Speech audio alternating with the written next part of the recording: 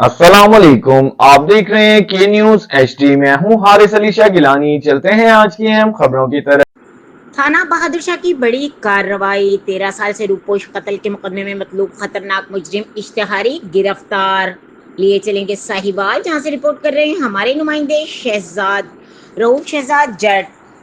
District police officer Sahiwal Rana Tahir Rehman की हिदायत पर जराइम पेशा अनासिर के खिलाफ जारी क्रैकडाउन के दौरान एसडीपीओ सदर सर्कल राव सिंह ताज रेसानी के जेर निगरानी पुलिस थाना बहादुर शाह ने कामयाब कार्रवाई करते हुए 13 साल से रूपोश मुकदमा कत्ल मतलूब खतरनाक मुजरिम इश्तिहारी को गिरफ्तार कर लिया।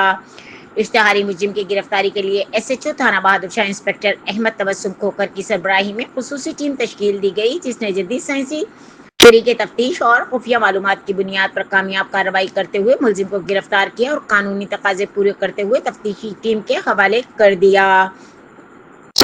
डीपीओ साहिवाल राणा ताहिर रहमान खान ने कामयाब कार्रवाई पर एसडीपीओ सदर सर्कल और पुलिस टीम को शाबाश देते हुए कहा कि अवाम की जानो माल के तहफ़्फ़ुज़ और जिले में अमन और अमान के क़याम के लिए साहिवाल पुलिस हमा वक्त मुतहर्रक है।